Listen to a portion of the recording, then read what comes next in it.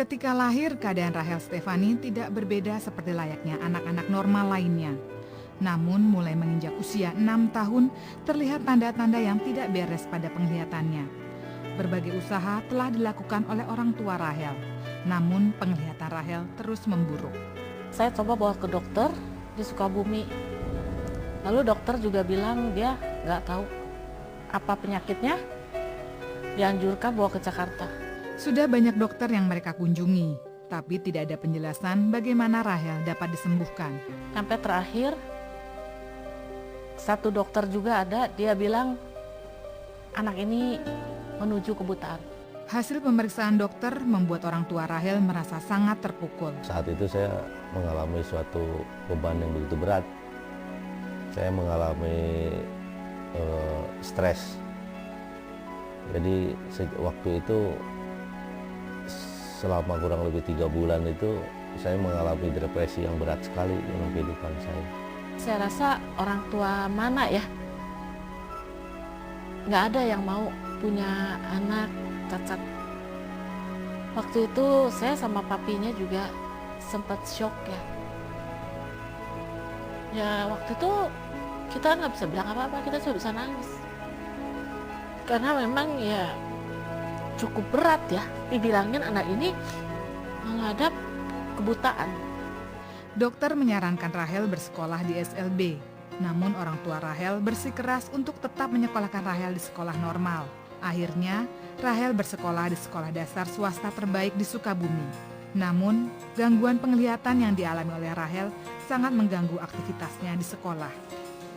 Ya, waktu SMP, karena penglihatan saya juga makin lama makin menurun, dan sikap teman-teman juga kadang-kadang yang buat saya sedih.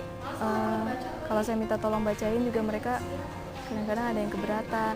Saya berusaha sebisa mungkin supaya saya nggak kelihatan tunanetra. Tapi malah hal itulah yang membuat saya jadi merasa lain sendiri. Dan saya pasti cerita sama Tuhan, Tuhan kenapa Tuhan izinin Rahel seperti ini. Sementara Rahel juga kan pengen seperti teman-teman yang lain. Pengen apa? Pengen bisa bergaul, terus ya apalagi waktu ABG pengen punya pacar, dilirik cowok. Memasuki masa SMU, Rahel mulai bisa menerima kondisinya dan kepercayaan dirinya mulai bangkit. Rahel tidak lagi hidup dalam kesedihan walaupun kemampuan penglihatannya semakin menurun. Waktu itu Rahel punya satu ayat yang Rahel juga dapat dari teman Rahel yang bilang begini. Waktu itu murid-murid Tuhan Yesus yang lagi jalan dan lihat orang buta, terus tanya sama Tuhan Yesus, Tuhan kenapa? Apakah ini dosa orang tuanya atau dosa dirinya sendiri sehingga dia bisa buta? Tapi di situ Tuhan Yesus bilang bukan dosa siapa-siapa, melainkan pekerjaan Tuhan yang akan dinyatakan dalam dirinya. Itu yang buat Rahel kuat. Tahun 1999, Rahel melanjutkan sekolahnya di Universitas Atmajaya. Selama kuliah, dia belajar dengan menggunakan tape recorder. Akhirnya, 4 tahun kemudian, Rahel berhasil menyelesaikan kuliahnya dari Fakultas Keguruan dan Ilmu Pendidikan. Tanpa diduga, pada saat itulah Tuhan menjawab doa Rahel. Rahel mendapatkan tawaran pekerjaan sebagai operator telepon. Bahkan melalui kehidupannya, Rahel membawa suatu perubahan di tengah keluarganya. Ya jelas, karena kalau melalui Rahel itu, saya khususnya pribadi, begitu juga dengan ibu saya, dia boleh menerima Tuhan sebagai Tuhan dan Juru Selamat. Dan saya lihat kehidupan Rahel itu, dia tuh selalu menomorsatukan Tuhan. Dia itu hidup bersandar kepada Tuhan. Saya nggak pernah malu punya anak yang nggak lihat. Saya sama papinya itu malah bangga punya anak yang ya kayak Rahel. Biarin anak ini nggak lihat, tapi ada kelebihan-kelebihan yang Tuhan kasih sama anak ini.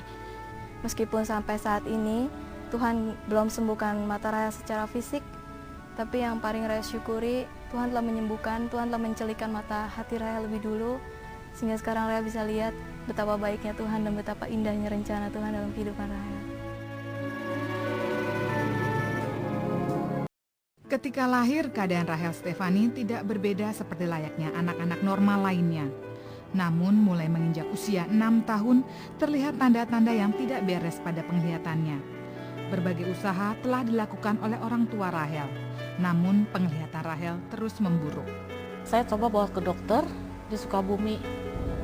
Lalu dokter juga bilang dia nggak tahu apa penyakitnya, dianjurkan bawa ke Jakarta. Sudah banyak dokter yang mereka kunjungi, tapi tidak ada penjelasan bagaimana Rahel dapat disembuhkan. Sampai terakhir, satu dokter juga ada, dia bilang anak ini menuju kebutaan. Hasil pemeriksaan dokter membuat orang tua Rahel merasa sangat terpukul. Saat itu saya mengalami suatu beban yang begitu berat.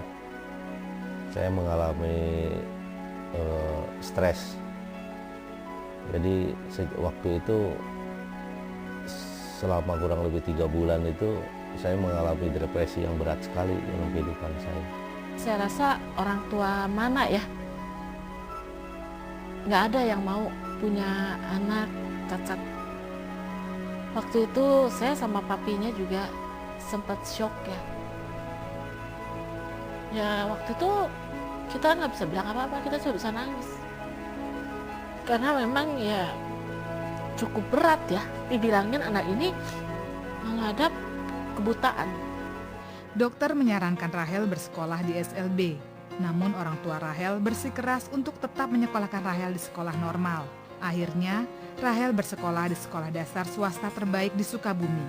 Namun, gangguan penglihatan yang dialami oleh Rahel sangat mengganggu aktivitasnya di sekolah.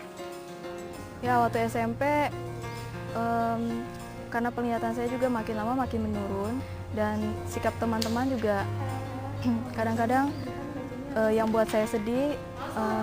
Kalau saya minta tolong bacain juga mereka kadang-kadang ada yang keberatan. Saya berusaha sebisa mungkin supaya saya nggak kelihatan tunanetra, tapi malah hal itulah yang membuat saya jadi merasa lain sendiri. Dan saya pasti cerita sama Tuhan, Tuhan kenapa Tuhan izinin Rahel seperti ini, sementara Rahel juga kan pengen seperti teman-teman yang lain. Pengen apa? Pengen bisa bergaul, terus ya apalagi waktu ABG pengen punya pacar, dilirik cowok. Memasuki masa SMU, Rahel mulai bisa menerima kondisinya dan kepercayaan dirinya mulai bangkit. Rahel tidak lagi hidup dalam kesedihan walaupun kemampuan penglihatannya semakin menurun. Waktu itu Rahel punya satu ayat yang Rahel juga dapat dari teman Rahel yang bilang begini. Waktu itu murid-murid Tuhan Yesus yang lagi jalan dan lihat orang buta, terus tanya sama Tuhan Yesus, Tuhan kenapa? Apakah ini dosa orang tuanya atau dosa dirinya sendiri sehingga dia bisa buta? Tapi di situ Tuhan Yesus bilang bukan dosa siapa-siapa, melainkan pekerjaan Tuhan yang akan dinyatakan dalam dirinya. Itu yang buat Rahel kuat. Tahun 1999, Rahel melanjutkan sekolahnya di Universitas Atmajaya. Selama kuliah, dia belajar dengan menggunakan tape recorder. Akhirnya, 4 tahun kemudian, Rahel berhasil menyelesaikan kuliahnya dari Fakultas Keguruan dan Ilmu Pendidikan. Tanpa diduga, pada saat itulah Tuhan menjawab doa Rahel. Rahel mendapatkan tawaran pekerjaan sebagai operator telepon. Bahkan melalui kehidupannya, Rahel membawa suatu perubahan di tengah keluarganya. Ya jelas, karena kalau melalui Rahel itu, saya khususnya pribadi, begitu juga dengan ibu saya, dia boleh menerima Tuhan sebagai Tuhan dan Juru Selamat. Dan saya lihat kehidupan Rahel itu, dia tuh selalu menomorsatukan Tuhan.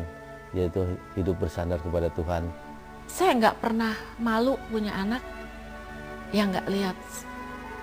Saya sama papinya itu malah bangga punya anak yang ya kayak Rahel. Biarin anak ini nggak lihat, tapi ada kelebihan-kelebihan yang Tuhan kasih sama anak ini. Meskipun sampai saat ini Tuhan belum sembuhkan mata Rahel secara fisik, tapi yang paling Rahel syukuri, Tuhan telah menyembuhkan, Tuhan telah mencelikan mata hati Rahel lebih dulu, sehingga sekarang Rahel bisa lihat betapa baiknya Tuhan dan betapa indahnya rencana Tuhan dalam kehidupan Rahel. Ketika lahir, keadaan Rahel Stefani tidak berbeda seperti layaknya anak-anak normal lainnya. Namun mulai menginjak usia 6 tahun, terlihat tanda-tanda yang tidak beres pada penglihatannya. Berbagai usaha telah dilakukan oleh orang tua Rahel, namun penglihatan Rahel terus memburuk. Saya coba bawa ke dokter di Sukabumi. Lalu dokter juga bilang dia nggak tahu apa penyakitnya, dianjurkan bawa ke Jakarta. Sudah banyak dokter yang mereka kunjungi, tapi tidak ada penjelasan bagaimana Rahel dapat disembuhkan. Sampai terakhir, satu dokter juga ada, dia bilang anak ini menuju kebutaan. Hasil pemeriksaan dokter membuat orang tua Rahel merasa sangat terpukul. Saat itu saya mengalami suatu beban yang begitu berat. Saya mengalami stres. Jadi waktu itu selama kurang lebih 3 bulan itu saya mengalami depresi yang berat sekali dalam kehidupan saya. Saya rasa orang tua mana ya, nggak ada yang mau punya anak cacat. Waktu itu saya sama papinya juga sempat shock ya. Ya waktu itu kita nggak bisa bilang apa-apa, kita cuma bisa nangis. Karena memang ya cukup berat ya, dibilangin anak ini menghadap kebutaan. Dokter menyarankan Rahel bersekolah di SLB, namun orang tua Rahel bersikeras untuk tetap menyekolahkan Rahel di sekolah normal. Akhirnya, Rahel bersekolah di sekolah dasar swasta terbaik di Sukabumi. Namun, gangguan penglihatan yang dialami oleh Rahel sangat mengganggu aktivitasnya di sekolah. Ya waktu SMP, karena penglihatan saya juga makin lama makin menurun, dan sikap teman-teman juga kadang-kadang yang buat saya sedih, kalau saya minta tolong bacain juga mereka kadang-kadang ada yang keberatan. Saya berusaha sebisa mungkin supaya saya nggak kelihatan tunanetra, tapi malah hal itulah yang membuat saya jadi merasa lain sendiri. Dan saya pasti cerita sama Tuhan, Tuhan kenapa Tuhan izinin Rahel seperti ini, sementara Rahel juga kan pengen seperti teman-teman yang lain. Pengen apa? Pengen bisa bergaul, terus ya apalagi waktu ABG pengen punya pacar, dilirik cowok. Memasuki masa SMU, Rahel mulai bisa menerima kondisinya dan kepercayaan dirinya mulai bangkit.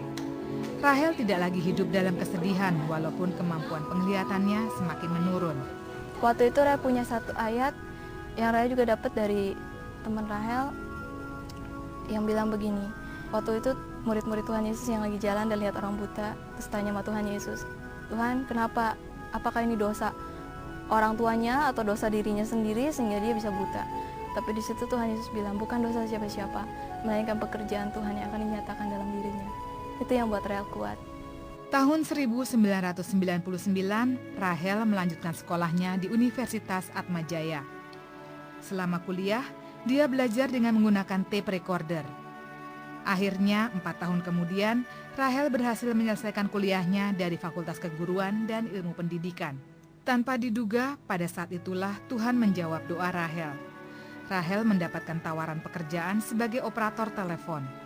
Bahkan melalui kehidupannya, Rahel membawa suatu perubahan di tengah keluarganya.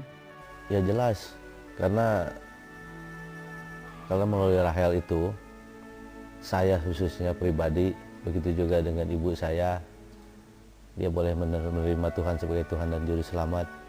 Dan saya lihat kehidupan Rahel itu, dia tuh selalu menomorsatukan Tuhan, dia itu hidup bersandar kepada Tuhan. Saya nggak pernah malu punya anak yang nggak lihat. Saya sama papinya itu malah bangga punya anak yang ya kayak Rahel. Biarin anak ini nggak lihat, tapi ada kelebihan-kelebihan yang Tuhan kasih sama anak ini. Meskipun sampai saat ini Tuhan belum sembuhkan mata Rahel secara fisik, tapi yang paling Rahel syukuri, Tuhan telah menyembuhkan, Tuhan telah mencelikan mata hati Rahel lebih dulu, sehingga sekarang Rahel bisa lihat betapa baiknya Tuhan dan betapa indahnya rencana Tuhan dalam kehidupan Rahel.